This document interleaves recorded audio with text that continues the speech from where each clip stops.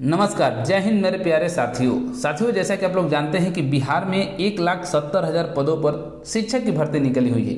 उसमें से लगभग 80,000 जो पद है प्राइमरी टीचर के लिए है। तो मार्केट में एक किरण पब्लिकेशन की बहुत ही बेहतरीन प्रैक्टिस सेट निकली हुई है। यदि आप इस बुक को नहीं लिए हैं और प्रैक्टिस बुक लेना चाहते हैं तो आप किरण पब्लिकेशन की बुक ले सकते हैं प्रैक्टिस करने के लिए। इसमें खास बात यह है कि इसमें जो क्वेश्चन रखे गए हैं एससीईआरटी और एनसीईआरटी पर आधारित ही प्रश्न इसमें रखे गए हैं। और बाकी आपके सिलेबस में भी लिखा गया है कि जो आपका सिलेबस होने वाला है एससीईआरटी आधारित होने वाला है। ओके, बिल्कुल सिलेबस के आधार पर ही इस बुक को बनाया गया है, इस प्रैक्टिस सेट को बनाया गया है। तो इस सेट में टोटल आपके 20 आपके सेट दिए गए हैं प्रैक्टिस करने के लिए। तो आप चाहें तो मार्केट से लेकर प्रैक्टिस कर सकते हैं। बाकी हम लोग इस चैनल के माध्यम से पर डे एक एक सेट हम लोग देखने वाले हैं। जो आपका किरण पब्लिकेशन की जो प्रैक्टिस सेट निकली है इसी का पर डे हम लोग एक एक सेट देखेंगे, और जिसमें टोटल आपके जीके जीएस जितने भी क्वेश्चन यानी कि सामान्य अध्ययन से जितने भी क्वेश्चन पूछे जाएंगे सारे क्वेश्चन हम लोग देखने वाले हैं। तो आइए शुरू करते हैं इस वीडियो को और देख लेते हैं कि किस टाइप से क्वेश्चन इसमें पूछा गया है। तो देखिए हम लोग पढ़ने वाले हैं क्या इसमें क्वेश्चन जो देखेंगे तो इसमें सामान्य जागरूकता रहेगा, सामान्य विज्ञान रहेगा, सामाजिक विज्ञान रहेगा, भारतीय राष्ट्रीय आंदोलन, भूगोल और पर्यावरण, इन सबसे क्वेश्चन इसमें रखा गया है। ओके, तो क्वेश्चन नंबर पहला आपके सामने दिखाई दे रहा होगा। तो देखिए क्वेश्चन क्या पूछा गया है कि भारत में कितने राज्य समुद्र के किनारे हैं, ये क्वेश्चन पूछा गया है। तो इसका विकल्प नंबर कौन सा सही हो जाएगा? आपका विकल्प नंबर तीसरा सही हो जाएगा, यानी कि 9 ऐसे राज्य हैं जो समुद्र के किनारे स्थित हैं। कौन कौन से हैं उसको भी हम लोग देख लेते हैं।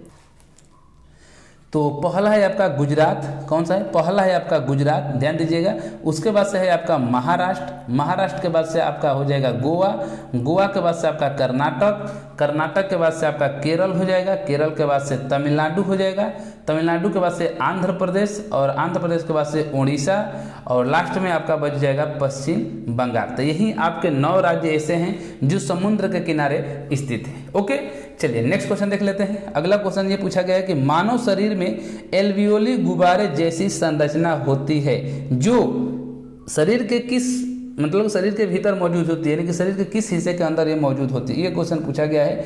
तो जो मानव शरीर में जो एल्वियोली गुब्बारे जैसी जो संरचना होती है ये मनुष्य के फेफड़े के अंदर फेफड़े के अंदर ये मौजूद होती है। ओके, चलिए नेक्स्ट क्वेश्चन है कि निम्नलिखित में कौन सा कथन असत्य है? ध्यान दीजिएगा, सत्य और असत्य पेपर में बिल्कुल ध्यान देना है क्योंकि विद्यार्थी समझ नहीं पाता है और क्वेश्चन गलती कर देता है। तो ये पूछा जा रहा है कि जो 4 विकल्प यहाँ पर दिया गया है इसमें से कौन सा एक विकल्प है जो कि गलत है। पहला है कि खरपतवार हटाने को निराई कहते हैं, तो ये तो बिल्कुल सही है।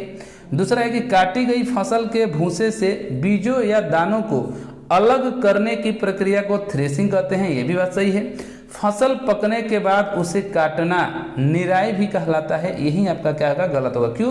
क्योंकि निराई उसको नहीं कहते हैं, हम उसको क्या कहते हैं? तो उसको हम कटाई कहते हैं। निराई का स्थान पर क्या हो जाएगा? कटाई उसको कहते हैं। ओके, बाकी चौथा है कि उचित समय एवं अंतराल पर फसल को जल देना सिंचाई कहलाता है, सही है। जल देने की सिंचाई करना ये भी सही है। तो आपके ये 3 विकल्प सही है और ये गलत है, और इसमें असत्य यानी कि गलत ही पूछा गया था, तो इसलिए आपका विकल्प नंबर तीसरा क्या हो जाएगा? सही हो जाएगा। ओके, चलिए नेक्स्ट क्वेश्चन देख लेते हैं। मानचित्र एवं लेखा कौन बनाता है? ये पूछा गया है कि मानचित्र एवं लेखा कौन बनाता है, तो इसका आंसर कौन सा हो जाएगा? विकल्प नंबर तीसरा, कार्टोग्राफर होते हैं, यही आपके मानचित्र एवं लेखा बनाते हैं। क्या नाम है? कार्टोग्राफर। ओके, चलिए नेक्स्ट क्वेश्चन हम लोग देखते हैं। क्वेश्चन नंबर नेक्स्ट आपका है कि मलेरिया विनाशक कुनैन, क्या मलेरिया विनाशक कुनैन पूछा जा रहा है कि किस वृक्ष से मिलता है? तो आपका इसका आंसर क्या हो जाएगा? तो पहला आपका सही हो जाएगा सिनकोना। क्या? सिनकोना, यही आपका होगा। सिनकोना की जो वृक्ष की जो छाल होती है उसी से प्राप्त होता है। ओके, चलिए अगला क्वेश्चन है कि नीचे जो वायु से जुड़े, यानी कि वायु मतलब कि हवा होता है, वायु से जुड़े कुछ कथन दिए गए हैं, इन्हें पढ़े और दिए गए कूट की सहायता से सही उत्तर का चयन कीजिए। यानी कि नीचे 4 विकल्प दिया गया है और उसमें समझना है, बताना है कि वाई से रिलेटेड जो कथन इसमें सही होगा उसी का चयन करना है। ओके, तो देख लेते हैं क्या है। पहला है कि गतिशील पवन वाई कहलाती है। जो गतिशील पवन होती है वो क्या कहलाती है? वाई कहलाती है। ठीक, अगला है कि वायु गर्म होने पर फैलती है। वायु जो है गर्म होने पर क्या होती है? फैलती है। अगला है कि वायु केवल कम वायु दाब वाले क्षेत्र से उच्च वायु दाब वाले क्षेत्र की ओर चलती है। तो इसमें आपको सही बताना था, तो देखिए सही कौन सा होगा। ये पहला तो आपका सही है कि गतिशील जो पवन होती है वो वायु कहलाती है, सही है।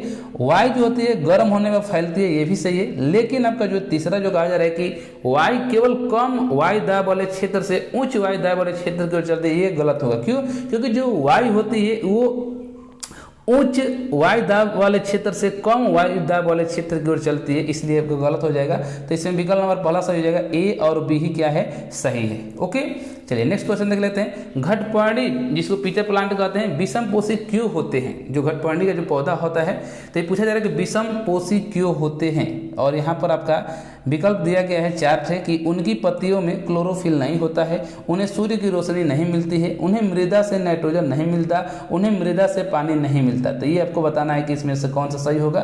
ठीक है, तो इसका आंसर हो जाएगा तीसरा कि उन्हें मृदा से नाइट्रोजन नहीं मिलता। ओके, चलिए नेक्स्ट क्वेश्चन देख लेते हैं। 47 हो गया। अब 48वां नंबर है। यहाँ पर पूछा जा रहा है कि जो चंगपा के बारे में निम्नलिखित में कौन सा असत्य है, यानी कि यहाँ पर भी गलत ही बताना है चंगपा के बारे में। ठीक है, तो चंगपा देखिए विकल्प है कि चंगपा जो घुमंतु लोग होते हैं। ओके, अगला है कि बकरियां ही इनकी सबसे बड़ी पूंजी होती हैं। ये अगला है कि यह हमेशा एक जगह पर टिक कर रहने वाली जनजाति है।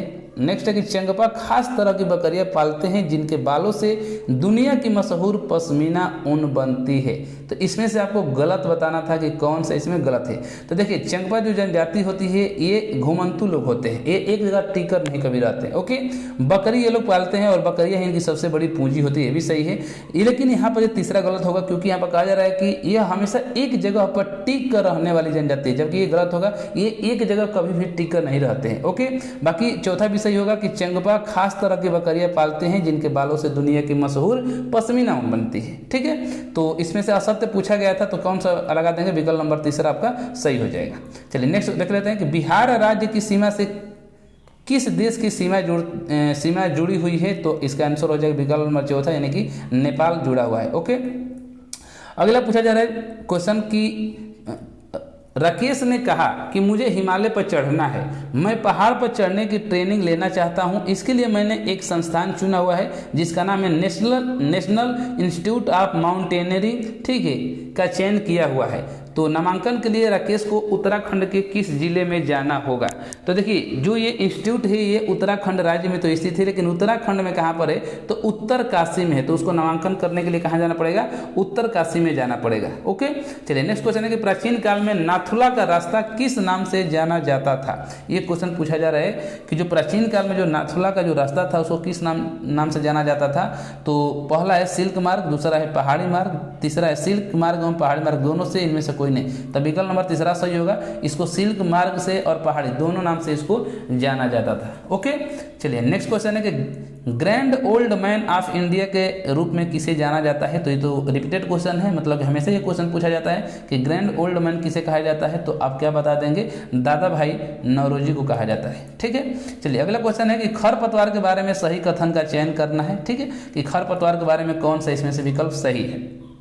पहला है कि खरपतवार बिना बोए अपने आप ही खेतों में उग जाते हैं। तो ये आपका इसमें से सही कथन ही बताना था, तो पहला ही आपका क्या हो जाएगा, सही हो जाएगा। क्यों? क्योंकि जो खरपतवार होते हैं उसको बोया नहीं जाता है, वो अपने आप ही खेतों में क्या होते हैं, उग जाते हैं। तो विकल्प नंबर पहला ही आपका क्या होगा, सही हो जाएगा। चलिए नेक्स्ट क्वेश्चन देख लेते हैं, क्वेश्चन नंबर, अच्छा इसमें 4 विकल्प दिया गया है इसमें, तो आगे भी देख लेते हैं। चलिए इसी का विकल्प दिया है 1 2 कर, तो ये तो आपका सही हो जाएगा। अगला है कि खरपतवार को खेत से निकालना जरूरी होता है, ये भी सही है। खरपतवार फसल के लिए दिए गए खाद पानी का उपयोग कर फसल की उपज कम कर देती है। खरपतवार फसलों की उपज को प्रभावित नहीं करते, ये आपका गलत हो जाएगा। तो इसका 53 का अगर विकल्प नंबर देखा जाए तो कौन सा होगा 53 का, यानी कि पहला आपका सही हो जाएगा, ए और बी दोनों क्या है, सही हो जाएगा। ठीक है, चलिए अगला है क्वेश्चन नंबर 54। क्वेश्चन नंबर 54 क्या है देख लेते हैं। अगर आपके कपड़े ने, ठीक है, आग पकड़ ली है, यदि आपके कपड़े में अगर आग पकड़ ली है तो सुरक्षा की दृष्टि से इनमें से क्या सही होगा। तो क्या करेंगे, यदि आपके मान लीजिए कपड़े में आग पकड़ लेती है तो आप क्या करेंगे। 4 विकल्प दिया गया है कि आप जहां हैं वहीं रुक जाइए, तो यदि वहीं पर रुके रहेंगे तो फिर आप जल ही जाएंगे, ये गलत होगा। फर्श पर लेट जाइए, लेटने से कोई फायदा नहीं होगा, फिर भी आप जल ही जाएंगे। अपने हाथ से अपना चेहरा ढक लीजिए, ये भी गलत होगा। चेहरा ढकेंगे फिर भी आपकी बॉडी पूरा पकड़ लेगी, जल ही जाएंगे। चारों तरफ दौड़ना शुरू कर दीजिए, यही आपका क्या हो जाएगा, सही होगा, क्योंकि चारों तरफ दौड़ेंगे तो आग क्या हो जाएगी, बुझ जाएगी। ओके, चलिए अगला है क्वेश्चन नंबर 55 कि राज्य द्वारा संचालित स्कूल किस लिए हैं। कुट की मदद से सही उत्तर का चयन करना है, यानी कि 4 विकल्प इसमें दिया गया है और पूछा जा रहा है कि जो राज्य में जो संचालित स्कूल है किस लिए है, आपको इसमें से बताना है कि कौन सा विकल्प सही होगा। पहला है कि ताकि सभी बच्चों को पढ़ने लिखने का मौका मिले। अगला है कि ताकि सिर्फ कुछ समुदाय के लोगों को ही पढ़ने का मौका मिले।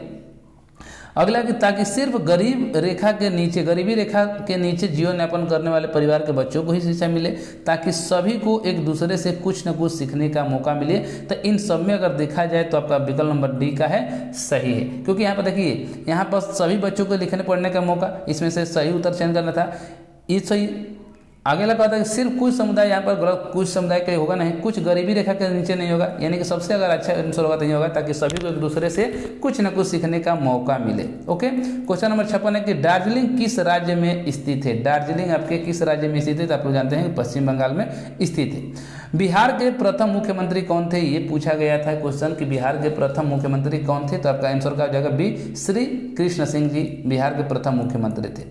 नेक्स्ट है कि मगध साम्राज्य की राजधानी थी। मगध साम्राज्य की राजधानी कहाँ थी, क्वेश्चन नंबर 58 में पूछा गया था, तो ये राजगीर में है। राजगीर थी क्या, राजगीर, जिसको गिरि ब्रज भी कहा जाता है। ओके, चलिए बढ़ई का काम मुख्यतः किस संबंधित होता है, किससे, तो जो बढ़ई होते हैं किससे, लकड़ी का काम करते हैं, इसलिए विकल्प नंबर बी आपका सही हो जाएगा।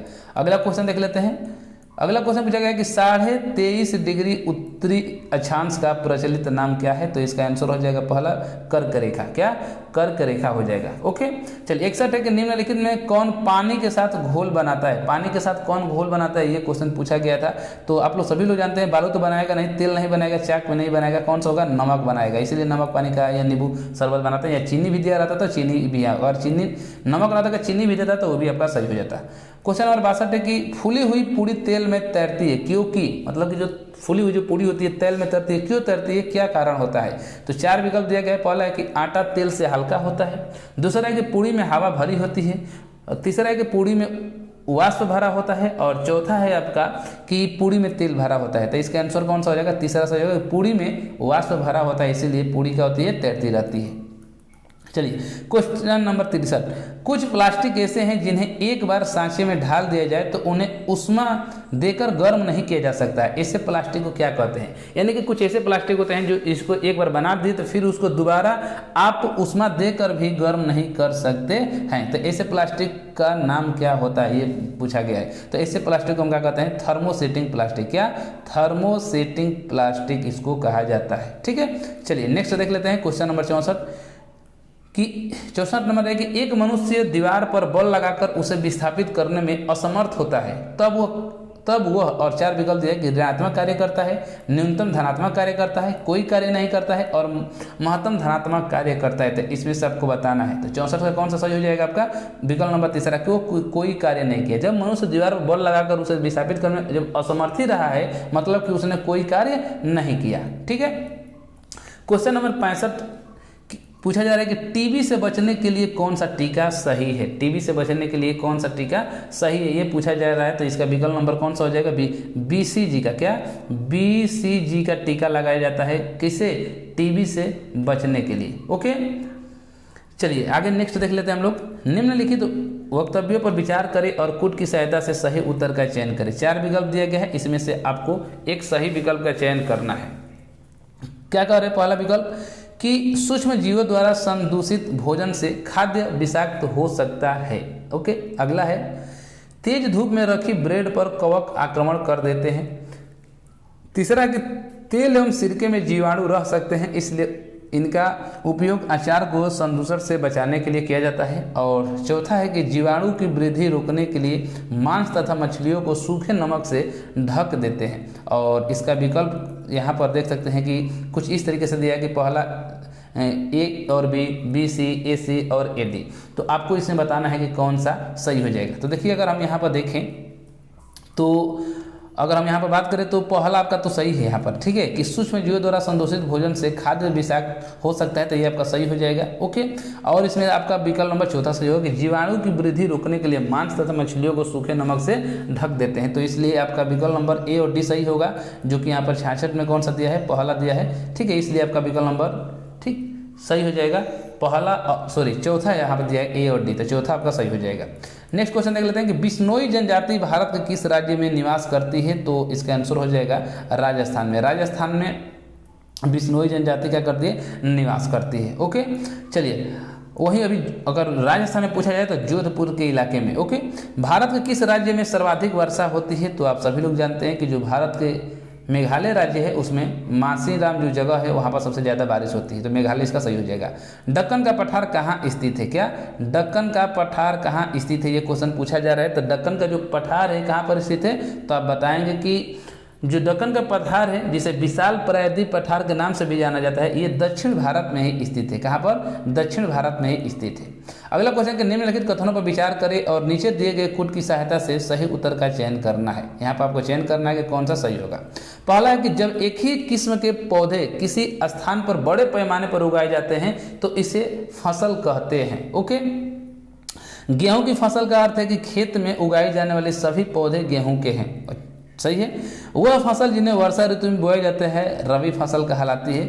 और अगला है कि शीत ऋतु में उगाई जाने वाली जो फसलें होती हैं खरीफ की फसलें होती हैं। अच्छा, इसका विकल्प किस तरीके से दिया है, देखिए कुछ इस तरीके से इसका विकल्प दिया हुआ है। ओके, कूट भाषा में। तो इसमें से आपको सबसे पहले तो सही बताना है, तो सही कौन कौन सा हो सकता है इसमें, ठीक है।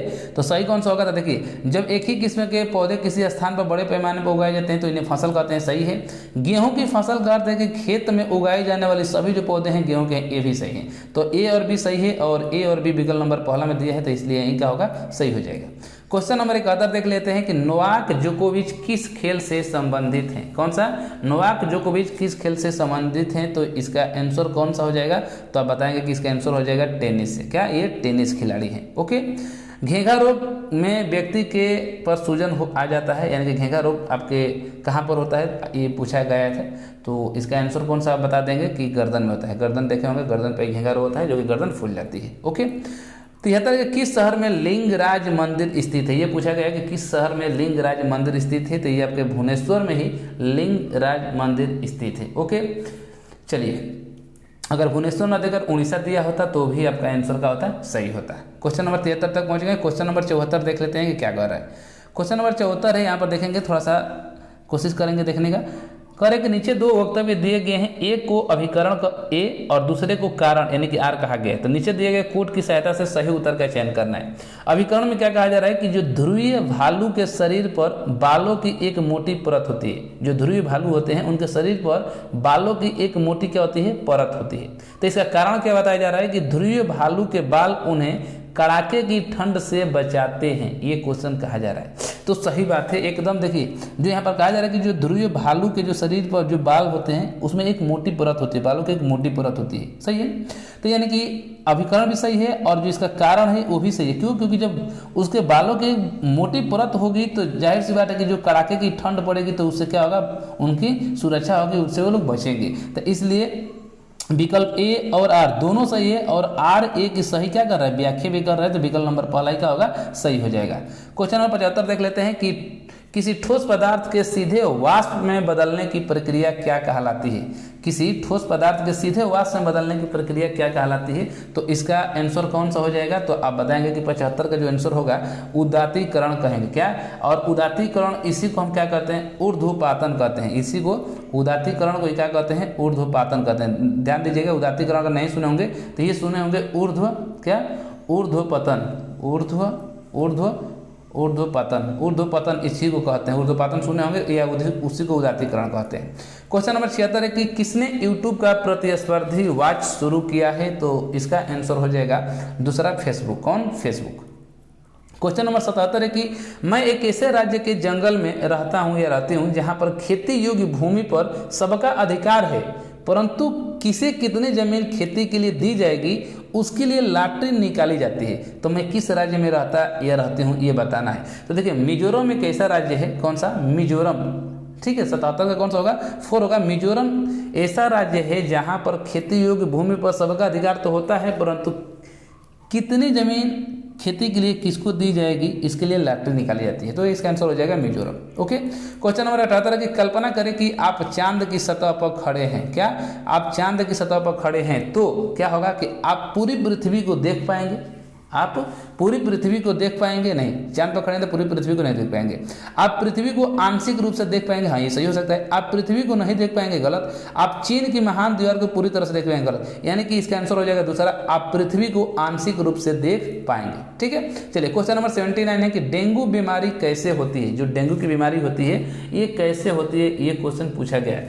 तो इसका आंसर कौन सा हो जाएगा, मक्खी से, तिलचट्टा से, एडिस मच्छर से, यही आपका सही होगा। जो एडिस मच्छर होता है इसी से आपकी डेंगू बीमारी होती है, जिसको अच्छा मादा एडिस मच्छर काटने से ही, यानी इसी को मादा एडिस मच्छर भी कहा जाता है। ठीक है, चलिए 79 हो गया। अब हम लोग देख लेते हैं क्वेश्चन नंबर 80।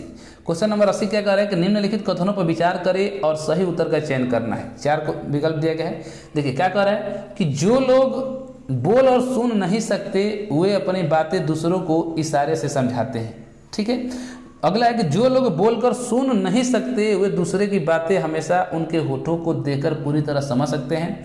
और तीसरा है कि सबकी तरह जो बच्चे बोल सुन नहीं सकते उन्हें सरकारी विद्यालय में दाखिला नहीं दिया जा सकता है। ओके, सभी तरह जो बच्चे बोल सुन नहीं सकते उन्हें सिर्फ खास तरह के विद्यालय, क्या खास तरह के विद्यालय में ही नामांकन दिया जाना चाहिए। ये क्वेश्चन आपसे पूछा गया था। ठीक है, तो इसमें आपको यहाँ पर देखिए दिया गया है ए बी इस तरीके से करके। तो अगर हम यहाँ पर देखें तो आपका 80 का ये तो सही है होगा आपका कि जो लोग बोल और सुन नहीं सकते हैं वो अपनी बातें दूसरे को इशारा में समझाते हैं, सही है। और जो लोग बोलकर सुन नहीं सकते वे दूसरे की बातें हमेशा उनकी होठों को देखकर पूरी तरह समझ सकते हैं, ये आपका सही होगा। ठीक है, तो यानी कि ए और बी आपका दोनों सही होगा, तो इसलिए यहाँ पर विकल्प नंबर पहला क्या होगा, सही हो जाएगा।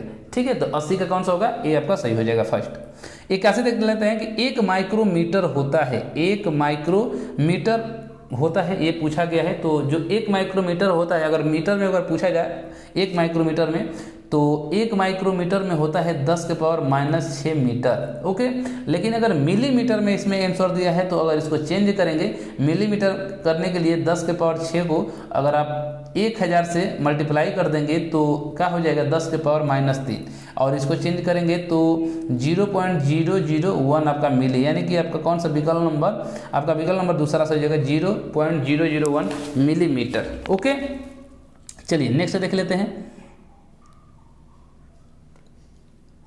अगला क्वेश्चन है कि स्वस्थ मनुष्य का हृदय 1 मिनट में कितनी बार धड़कता है, ये क्वेश्चन पूछा गया है। तो ये तो क्वेश्चन रटन तो में शुरू से ही आप लोग पढ़ते आ रहे हैं कि जो एक स्वस्थ मनुष्य का जो हृदय होता है 1 मिनट में 72 यानी कि 72 बार धड़कता है। तो इस तरीके से विकल्प नंबर बी का होगा, दूसरा का होगा, सही हो जाएगा। ओके, चलिए अब एक चीज़ मैं बता दूं आपको। देखिए क्वेश्चन ए आपका हम लोग 82 तक पहुंच गए हैं और क्वेश्चन टोटल देखा जाए तो क्वेश्चन आपका है 120, कितना 120, और हम लोग का समय लगभग हो चुका है कितना 22-23 मिनट समय हो चुका है। तो अगर हम 120 क्वेश्चन इसी वीडियो में करा देंगे तो काफ़ी लंबी वीडियो हो जाएगी, तो इसलिए हम लोग यहीं तक क्वेश्चन को रखते हैं 82 क्वेश्चन तक। बाकी के जो क्वेश्चन और आपके बचे हुए हैं लगभग 40 क्वेश्चन बचे हुए हैं, तो उसको हम लोग नेक्स्ट वाली वीडियो में देख लेंगे। ठीक है फ्रेंड्स, तो आज के लिए बस इतना ही रखते हैं वीडियो।